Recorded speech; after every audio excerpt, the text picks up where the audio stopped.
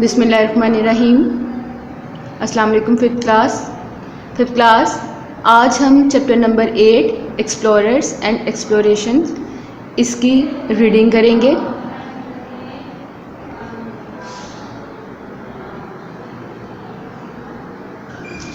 हमारा लेसन है the explorers and the explorations. Explorer होता है तलाश करने वाला, दरियाफ्त करने वाला। अब तारीख़ में बहुत से ऐसे अफराद गुजरे हैं जिन्होंने मुख्तलिफ़ जगहों को तलाश किया, उनके बारे में इंफॉर्मेशन इकट्ठी की और उनको उन मालूमात को दूसरों तक पहुंचाया।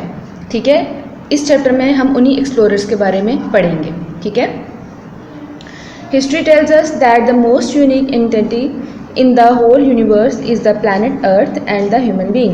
The most unique characteristics in his searching nature. Our genetic ancestors have searched for their basic needs, for example, food and shelter. As time passed, humans having satisfied their basic needs, they search for trade, resources, undiscovered areas and information. This act of searching is called exploration. ठीक है कि देखा जाए तो तारीख़ में जो सबसे अहम चीज़ इस दुनिया में जो वजूद में आई है वो कायनात है, और उसके बाद उसके मुख्तलिफ़ चीज़ों के बारे में सर्च करना, उसकी खसूसियात के बारे में जानना। तो जैसे जैसे वक्त गुज़रता गया, इंसान की ज़रूरियात में तब्दीलियाँ आती गईं और इंसान ने अपनी ज़रूरियात को पूरा करने के लिए मुख्तलिफ़ रास्ते इख्तियार करना शुरू किए।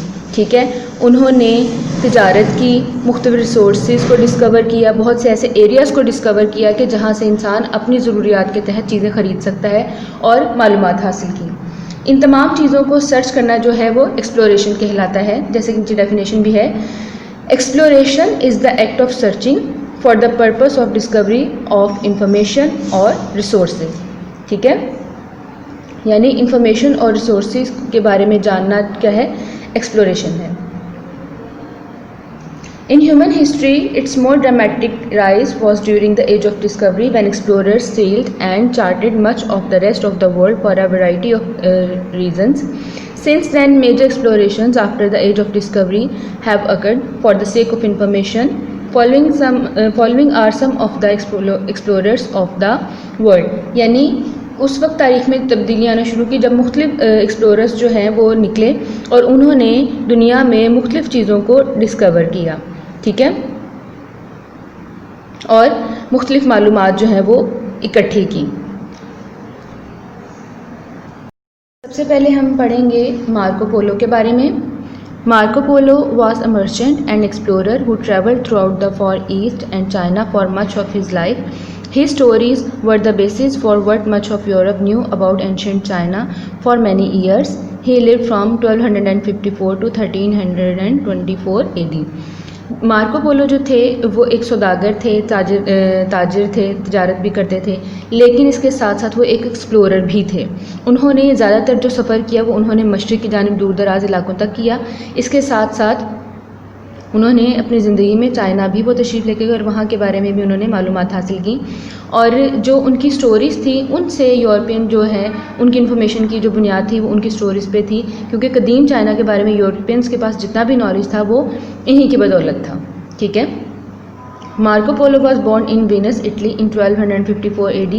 His father was a merchant. Marco Polo's father Niccolo Polo and uncle Maffeo Polo traveled to China for trade purpose. Marco was 17 years old when he left for China for the first time. He met the Mongol Emperor Kublai Khan during the first trip. Kublai was the leader of China at that time. Marco Polo जो थे वो Italy में पैदा हुए, Italy के शहर Venus में, और उनके जो फादर थे वो भी एक मर्चेंट थे, एक सौदागर थे जिनका नाम निकोलो पोलो था, और उनके साथ साथ उनके अंकल भी थे मैफे पोलो, जिन्होंने तिजारत की गर्ज से चाइना की तरफ सफ़र किया। मार्को पोलो जब 17 ईयर्स के थे तो उन्होंने भी अपने फादर के साथ सफ़र शुरू किया, और वो मंगोल एम्परर कुबलाई खान से अपने फ़र्स्ट ट्रिप के दौरान जो है वो मिले। उस वक्त जो है जिस वक्त वो मार्को पोलो जो है चाइना तशरीफ़ ले गए, उस वक्त वहाँ के जो लीडर थे वो कुबलाई खान थे।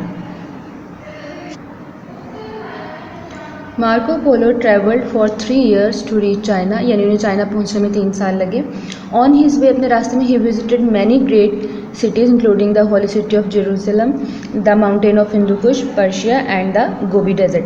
अच्छा, जब वो चाइना तशरीफ़ ले जा रहे थे तो इस दौरान वो मुख्तलिफ़ जगहों का उन्होंने वहाँ से उनका गुज़रना हुआ, जिसमें ज्यूरलिज़म है, उसके अलावा हिंदू कुश माउंटेन्स है, पर्शिया है। कहते हैं ईरान का जो पुराना नाम था वो पर्शिया था, फ़ारस, ठीक है, बाद में ईरान हुआ, और गोबी डेजर्ट से। He met a lot of people and had many adventures. Marco lived in China for many years and learn to speak the Chinese language. रास्ते में उनकी बहुत ज़्यादा लोगों से मुलाकात हुई और मुख्तलिफ़ एडवेंचर्स से भी उनको गुज़रना पड़ा। उसके अलावा यानी मुख्तलिफ़ तरह की मुहिमात उनके सामने जो वो थी। उसके अलावा मार्को पोलो जो है काफ़ी सालों तक जो है चाइना में जो है वो रहते रहे। वहाँ पर उन्होंने मकामी ज़ुबान सीखी जो वहाँ के लोग बोलते थे। He learn about different cultures, food, cities and people. इसके अलावा उन्होंने मुख्तलिफ़ तरह की तहजीबों के बारे में, खाने के बारे में, शहरों और लोगों के बारे में इंफॉर्मेशन इकट्ठी की। He travel throughout China as a messenger of Kublai Khan. इसके अलावा उन्होंने कुबलाई खान के मैसेंजर की हैसियत से भी पूरे चाइना का दौरा किया। Marco was fascinated by the wealth and luxury of the Chinese cities and grandeur of Kublai Khan's court. Marco Polo जो थे वो कुबलाई खान के दौलत और जितने भी वहाँ पर लग्जरी उनकी लाइफ थी और उनका जिस तरह का कोर्ट था उससे वो बहुत ज़्यादा मुतासिर थे। After 20 years of traveling, Marco Polo decided to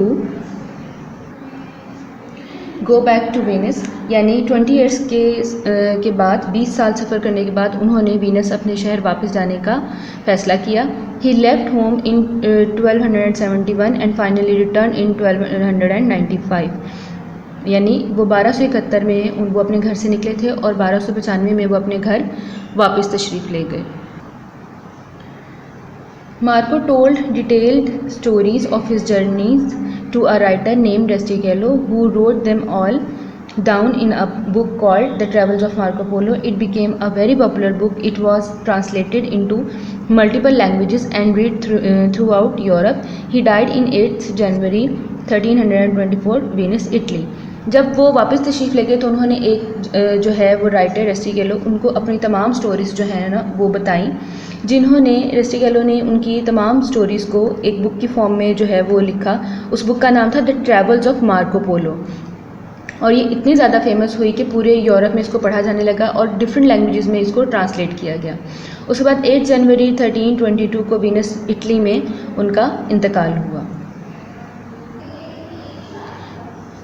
Marco Polo के बाद अब हम पढ़ेंगे इब्ने बतूता के बारे में। Ibn Battuta was born in Tangier, Morocco on February 24, 1304। He traveled about 30 years and then came back to Morocco. Ibn Battuta was one of the significant explorers. He traveled to Mecca, Damascus, Syria, Hebron, Jerusalem, Bethlehem, Medina, Iran, Iraq, East Africa, Mombasa, Oman, India, Cairo, Palestine, Asia and many more. He went from city to city. He traded many items. Ibn Battuta was well known scholar. Ibn Battuta जो थे वो Morocco में पैदा हुए। इसके बाद उन्होंने तकरीबन ज़िंदगी के जो है वो 30 साल जो है वो सफ़र में गुजारे। उस दौरान उन्होंने मुख्तलिफ़ शहरों से गुज़रे जिनके नाम ये तमाम लिखे हुए हैं, जिनमें ओमान है, इंडिया है, ईरान है, इराक़ है। उन्होंने बहुत सी चीज़ों की तिजारत जो है वो भी की और इसके साथ साथ वो एक स्कॉलर भी थे।